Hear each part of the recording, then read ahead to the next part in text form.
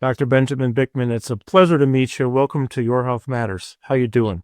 My pleasure. Thank you, Carl. I'm doing very well. It's so great to have you here. Um, my audience knows I've been following you for quite some time. So they know you're coming on at some point because we had talked about this. Now you're here. Your book, which I just reread again, um, Why We Get Sick, one of my favorite books. And everybody knows I love to read, I love to learn, and then I like to impart what I learn with the world. But it's always better when the author's here and the experts here. So, what a game-changing book.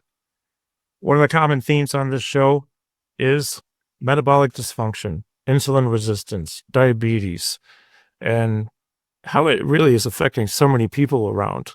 It seems to be rampant and almost everywhere.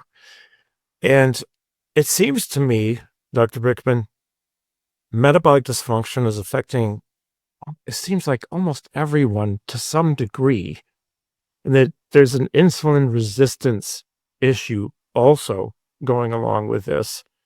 And it seems like these things are the root cause of so many chronic illnesses.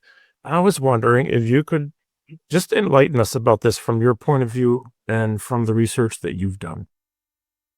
Right. In fact, let me just revisit how you framed the question by way of just really making clear the issue. You'd mentioned how there's such poor metabolic health and insulin resistance. I would posit that the poor metabolic health is the insulin resistance, that one of the terms, one of the items within the general conversation around health that both pleases me and frustrates me is the invocation of metabolic health, where people will talk about how poor it is, and yet metabolic health is undefined, that it's a bit of a vague term. And so just by way of clarification, and as a professor, I always seek such things, to me, metabolic health is defined by the definition of the metabolic syndrome, which is this cluster of complications that always tends to clump together. This is having more fat around the belly, having high blood pressure, having high blood glucose, and then dyslipidemia, which is a kind of catch-all term for having high triglycerides and low HDL cholesterol.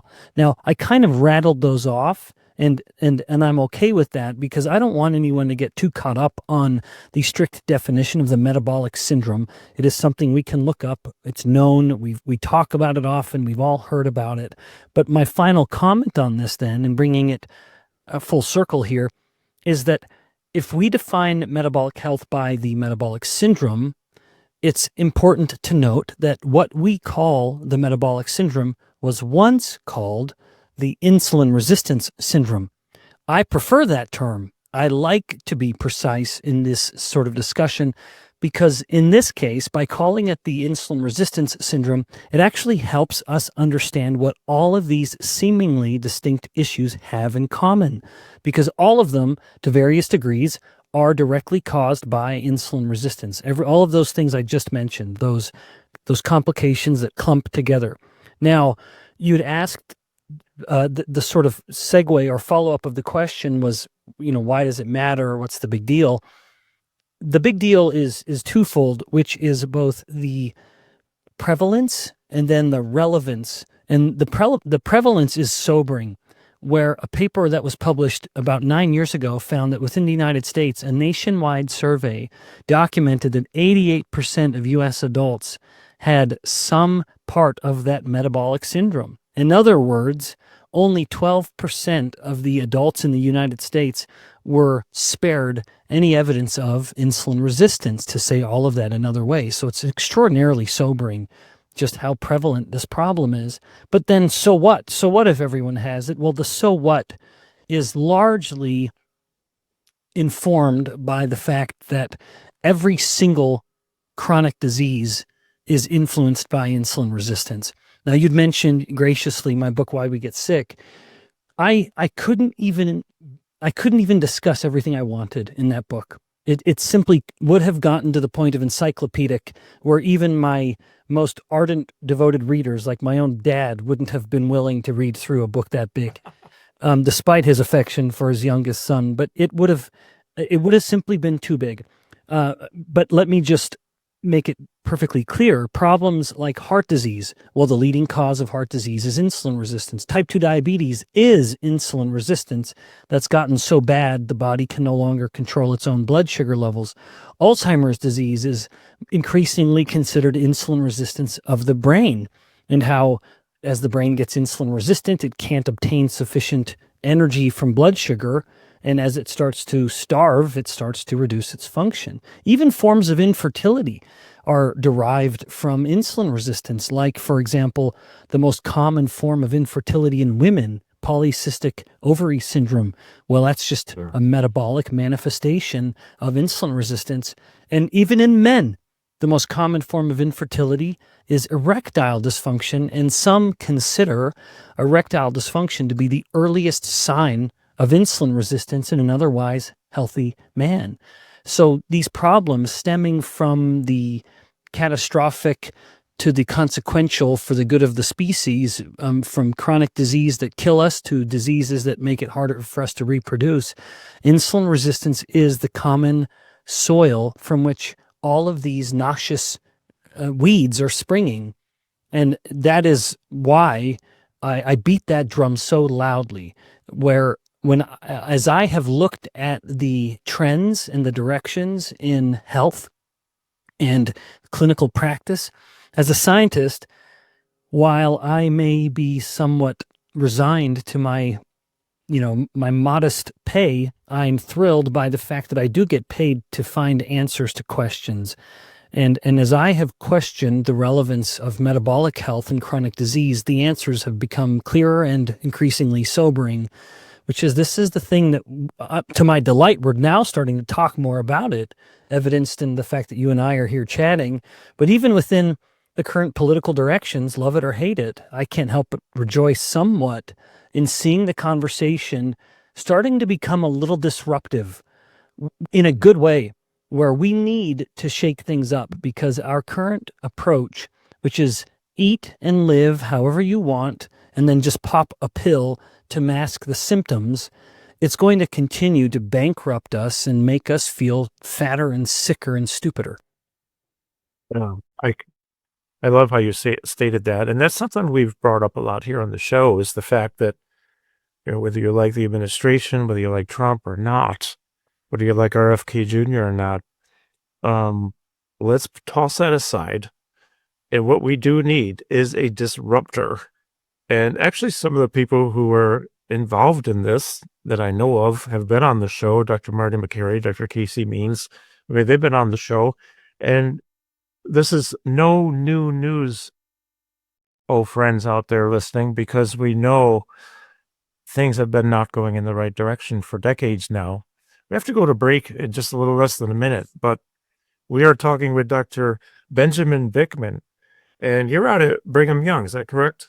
I am, yeah, Brigham Young University, tucked up in Provo.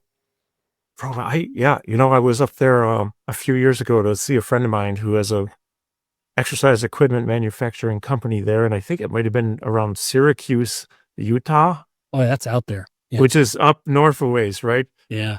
Well, I'm near Syracuse, New York, so there you go. All right, we'll be back with Dr. Benjamin Bikman for more. This is News Radio 570 WSYR. This is Your Health Matters. My name is Carl Sterling. We'll see you back in a couple of minutes. All right, we're back with Dr. Benjamin Bikman.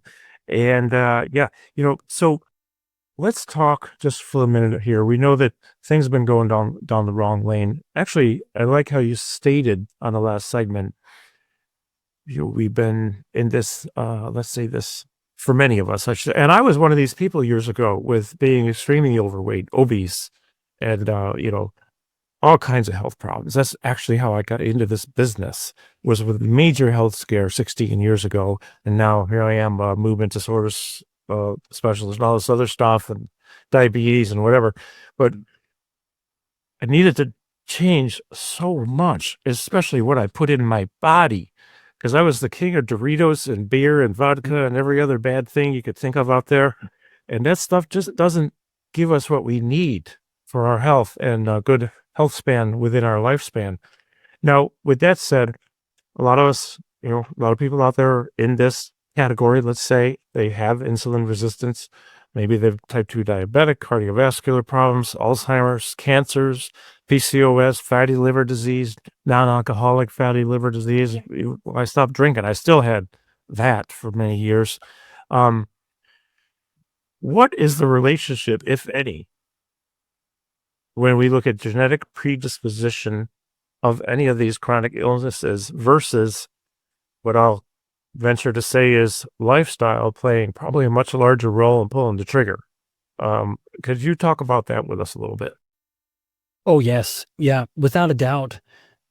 Without a doubt, there are two issues here, the more modest and the more important. So, yes, our genes matter, but not in a way that can be well defined. In other words, there's no clear genetics that determine someone's risk, but it very much is familial. So while we can't have people come in and do some genetic screen and say, all right, you're destined for insulin resistance, but you're not, you can look at just their family history.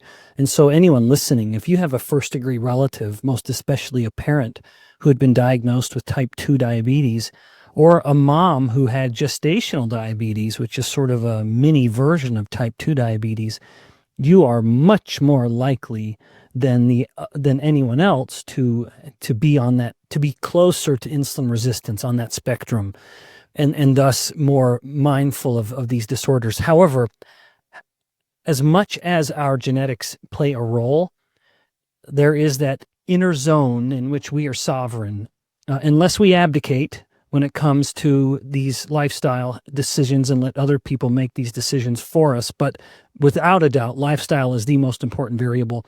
Indeed, I would say all the more important if you have a genetic predisposition, because this is a problem you can fight, not only to prevent it, but it is, as much as it's been a sobering, scary story that I've been telling, it absolutely has a happy ending, which is that you can reverse insulin resistance that has become so bad that a person is on multiple medications for lipids, for their blood pressure, for their diabetes, and within just weeks to months get off all of those medications. And we have published a report on this, and I know hundreds of people, if not thousands now, who have done the same, and there are more papers being published on this topic all the time. So yeah, very much, while we can have some empathy for people who have a family history, which means they will struggle more, there's no denying that the what we eat, how frequently we eat it, and when we eat it matters more than any other variable. And as you noted in your, as you were sort of confessing your metabolic sins to me a minute ago, seeking absolution from 30 years on Bikman. Yeah. It's what I wonder if anyone noticed the theme, and it's very important to note. We need to call out the villain. We have, in part, perhaps with the best of intentions, or perhaps some malicious, by malicious design, we got it wrong. In 50-ish years ago or so, when the war on fat began, we missed the mark, and that led us to where we're at now. And it worked. We began eating less and less saturated fat in particular, and as a percent of our calories, fat was going down up to the current point, which is globally, this is not just an American problem. And to make things perfectly clear, as measured by type 2 diabetes, which is, of course, just a grand form of insulin resistance, we're not even in the top 20 most diabetic countries on the planet. As much as we think, I mean, no one likes to mock Americans like Americans do. We think we're the most diabetic and the fattest, and we're not. We're neither of those things, actually. And we're certain, again, we may not be in the top 20. So as much as we think this is an American problem and we're keeping it focused on the U.S. right now, it's a global issue. And globally speaking, 70% of all calories from a global nutrient database have been found to come from carbohydrates. Moreover, and perhaps not coincidentally, this is the one macronutrient among all of the macronutrients, carbohydrates, fats, and proteins, that humans appear to crave to the point of addiction. That this is the thing we crave. This is the thing that we show addictive behavior towards. And it's the one that is the most culpable when it comes to driving insulin resistance, because the more we are eating refined starches and sugars, or the more we're eating carbohydrates that come from bags and boxes with barcodes, the more we are spiking our insulin levels. And the more frequently and dramatically we are spiking insulin, the more insulin resistant the body becomes. So within this long-winded answer, and I beg everyone's pardon, and thanks everyone for sticking with me for rambling, there's the blame that which I lay at the feet of our constant carbohydrate consumption.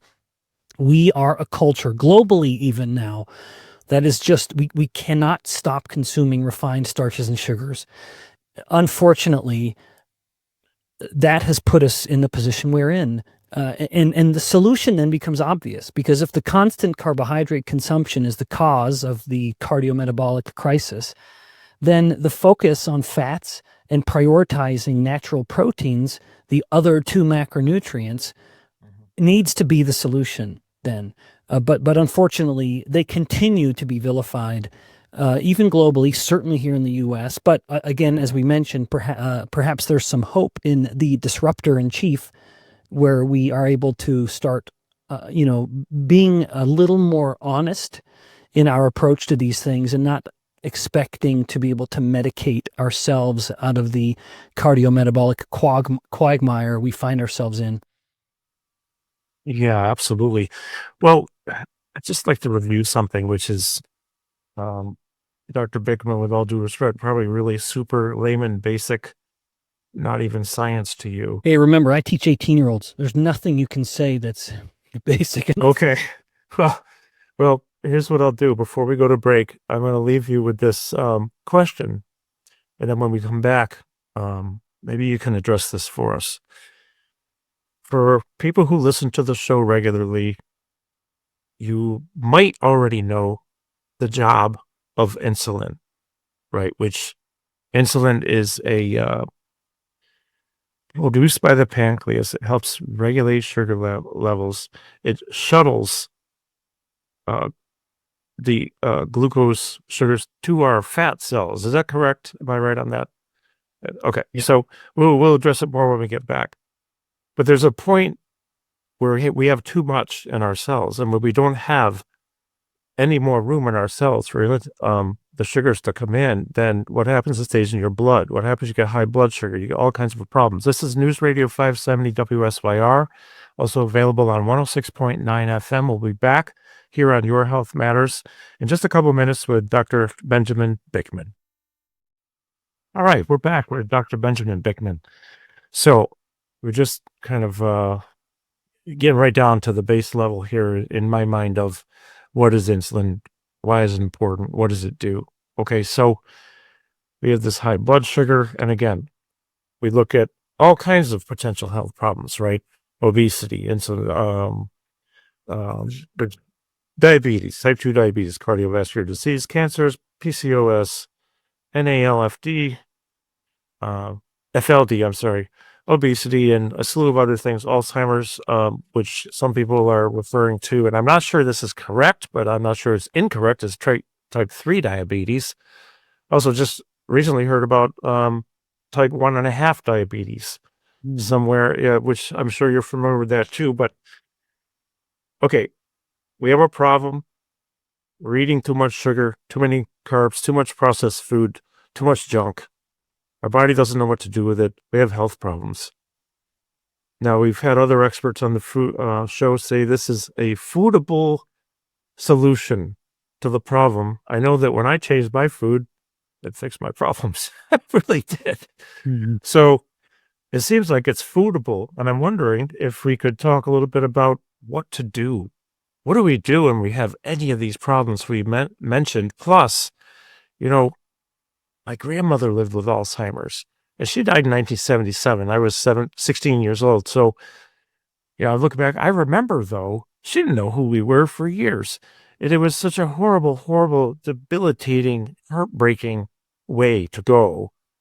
But it's rampant dementia, cognitive decline, Alzheimer's. Preventatively, we need to do something, or we're going to be paying a price, folks, down the road, So, doctor, I've done enough spieling here. It's your turn. Please tell us what to Yeah. do. Yeah. Yeah. Yeah. So, in fact, you had actually started with a question that I think is even more fundamental. So, I'm going to start with that one, and then I'll get to the last one you just mentioned, which is more of this elaborating on the solution. Insulin, I realize in talking about insulin resistance, we've not really defined it versus, and even defined the humble hormone insulin itself.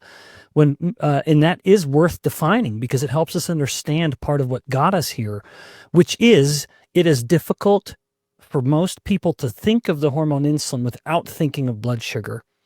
That's not wrong, but it's also not fair to insulin because insulin does far more than just regulate blood sugar levels.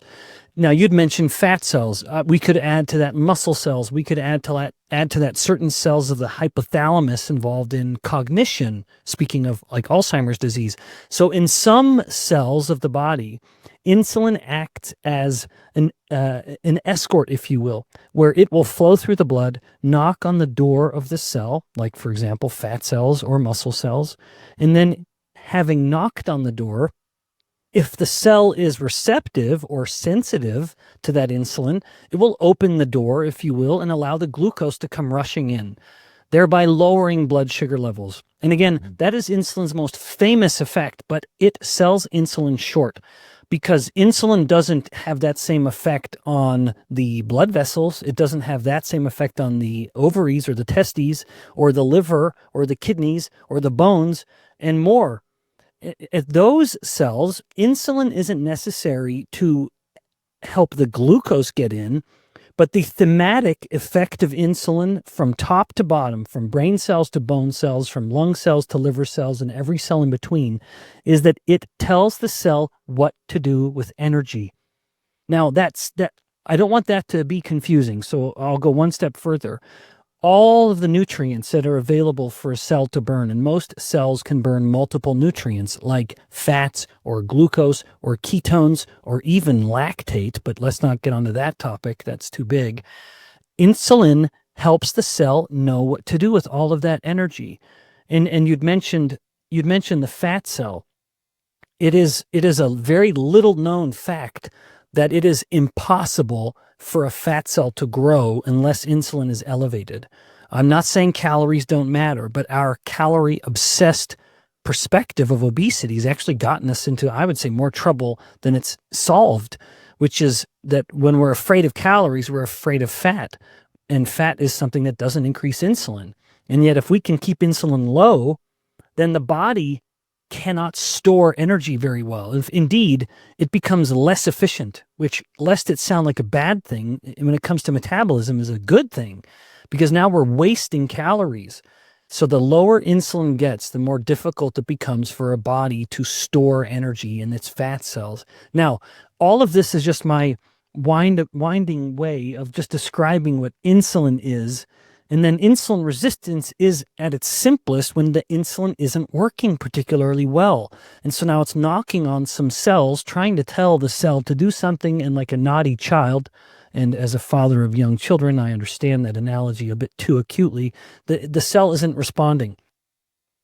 Now, that is part of insulin resistance. But at the same time that's happening, if one polite molecule of insulin knocking on the door of a cell isn't sufficient to get the response that insulin may want, then it turns into an angry mob of insulin. So in other words, you have more insulin. That is an inseparable part of what we call insulin resistance, a condition called hyperinsulinemia, or just elevated insulin in the blood.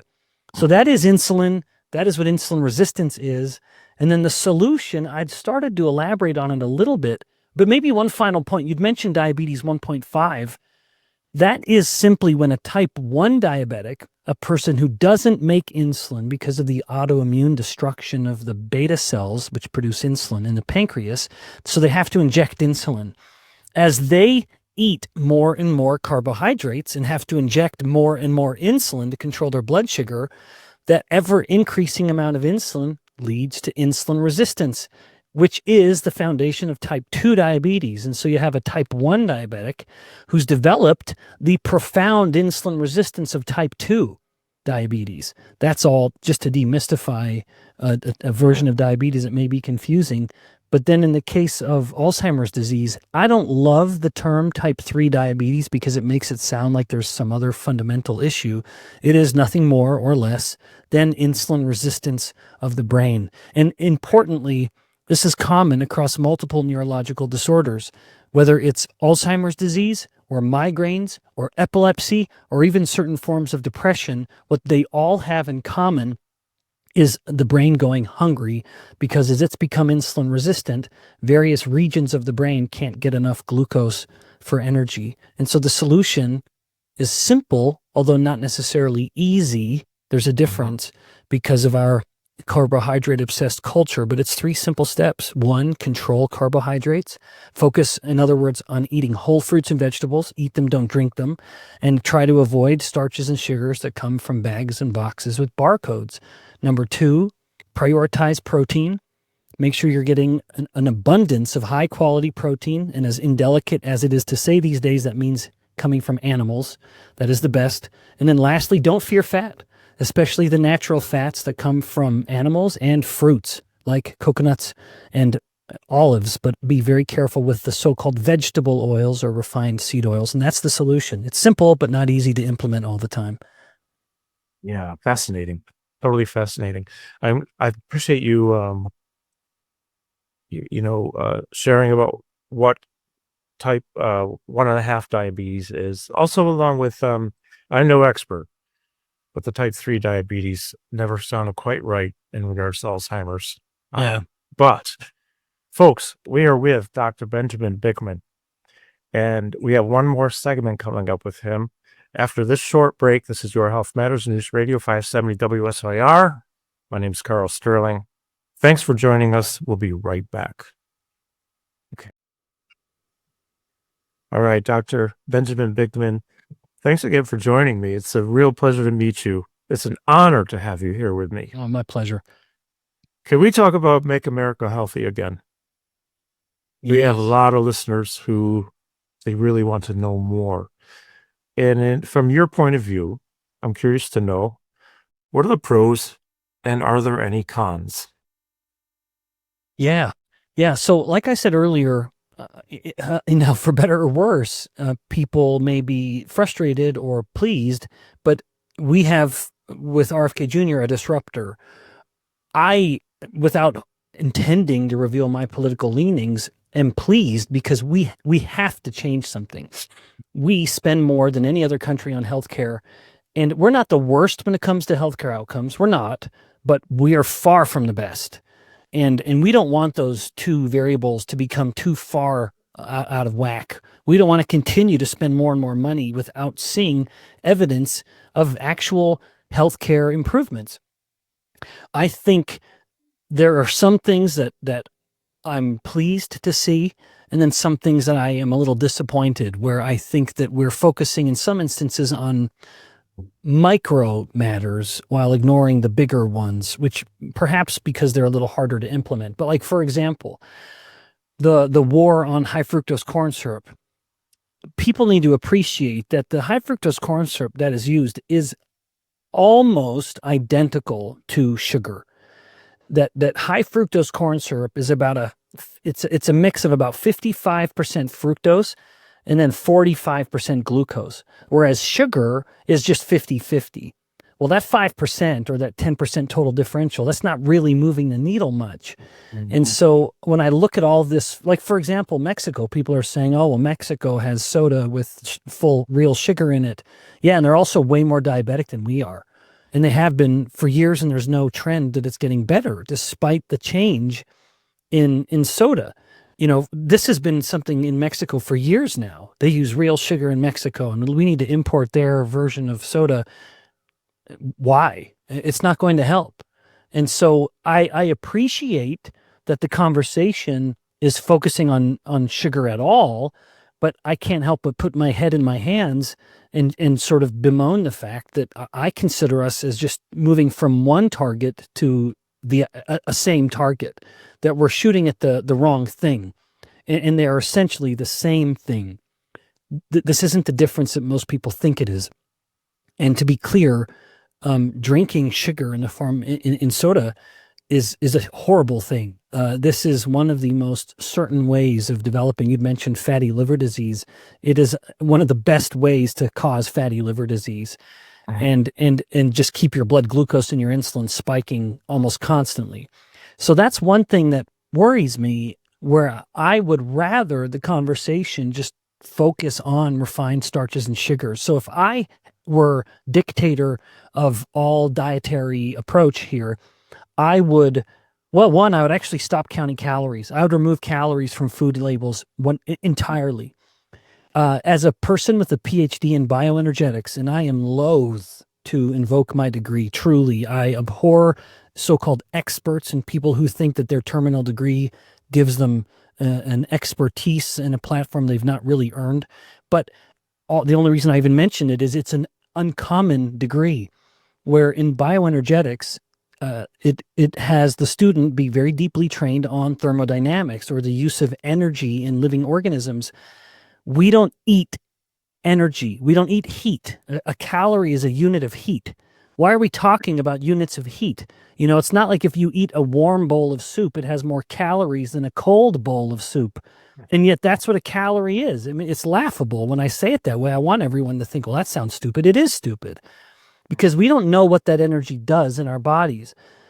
I would rather that we have some metric that provides something like a glycemic load, or something to try to indicate how much of what you're about to eat is going to spike your blood sugar and keep it high, because then it starts to get complicated. Now, as you add refined starches and fat, that is a hell of a mix. Yeah, so high sugar and high fat, that's something we want to be very, very careful with. And yet that's the thing that we would, love more than anything else to put in our mouths. So here, the opportunity in my mind is we need to focus on the big things, and specifically actually talking about the macronutrients. So the carbohydrates, the proteins, and the fats. Not that I believe my approach is the only approach, but it would absolutely help with the metabolic crisis, namely control carbs, prioritize protein, don't fear fat. One other comment that I feel inclined to make as a scientist, and it makes our current carbohydrate consumption all the more tragic, that is that there is no such thing as an essential carbohydrate. So, Carl, what's funny here is that we're going to end on a really inflammatory note here. It's okay. Because people are going to be convinced that their fruits and vegetables are the most important thing they're eating. And we have culturally created that conversation, and yet it's not true. I invite anyone to try to find any documentation that confirms humans need to eat carbohydrate. It does not exist. Indeed, even the Department of Agriculture in the United States a number of years ago had a statement that said the lower limit of dietary carbohydrate in humans is 0. There's no such thing. Now, I'm not saying we don't eat them. I'm not saying that. I'm not. But why eat 70% of all calories from the one thing that we don't need? Let's focus on the things we need, all the more important for children. When you look at what kids are provided in public school lunches, it is just one sugar bomb after another. They should be eating real fats and proteins, and then sure, some carbohydrates on there, I would say ideally in the form of some kind of fruits or vegetables. But the more we change the conversation, if I were the master of Maha, I would say we prioritize real protein and real fat, including in the form of beef, one of the probably the single most healthy food on the planet. And carbohydrates are wonderful. We can enjoy them, but we need to change the conversation and have it be focusing more on fruits and vegetables as the source, rather than, as I've already said, the carbs that come from bags and boxes with barcodes, and most certainly refined sugar that we're drinking. And again, just to really make it clear, drinking real sugar is not going to have any improvement in any cardiometabolic outcome over drinking high fructose corn syrup as it currently is. Exactly. We have exactly 2.5 minutes left, and I'm going to read some notes I have, and please comment as you wish. Notes I made from your book. Actionable strategies to improve insulin sensitivity. Things like prioritize low carb, high protein, healthy fats, like you just said. Cut out the processed grain, sugary drinks. Focus on whole, unprocessed foods, things like meat, fish, eggs, nuts, seeds, and non-starchy vegetables. Healthy fats, avocados, butter, fatty fish. Oh, butter. Boy, I like that stuff. Yes. Maybe some intermittent fasting. Avoid those seed oils. We already talked about that. Maybe exercise, move more, build muscle, sleep. Whoa, we could do a show on that for hours. Manage your cortisol levels, manage your stress levels. Environmental. In fact, one comment on sleep, Carl, if Yep. you'll allow me, as we are so sleep deprived. And this is appropriate to end with, because as you think about ending the day and as we end the conversation, I would just give one final piece of advice. Of all the times to not eat something that's going to spike your blood sugar levels, don't eat them in the evening. You do not want to go to bed in a hyperglycemic state or elevated blood sugar. Most people don't appreciate that that is the leading cause of elevating your body temperature and activating your sympathetic nervous system. In other words, making you go down to bed at your hottest and most bothered that you've been all day. Do not go to bed with elevated blood sugar. I love that. Nobody has ever said that on this show. We talked about not eating right before bed, but that right there, doctor, that's gold. Yeah. Oh, Do it today. thank you. Thank you, Dr. Bikman, for joining us. I really appreciate it. It's such an honor to meet you, have you with us, and thanks for all the great work you do. Is there a place people can go to visit, website or anything like that? Yeah. Thanks, Carl. Again, I appreciate the opportunity for a platform. Yeah, please, everyone go to benbikman.com, B-E-N, then my last name is BIKMAN.com. No C in Bikman. Ben Bikman, B-I-K-M-A-N. I'll put a link in the description. Also, be sure to check out his book, which is at carlsterling.com. There's a link where you can go over and buy it. Okay, Why We Get Sick. This is News Radio 570 WSYR. We've been with Dr. Benjamin Bikman. What a pleasure. Remember, move your body and use your brain every single day, folks. We'll see you next week.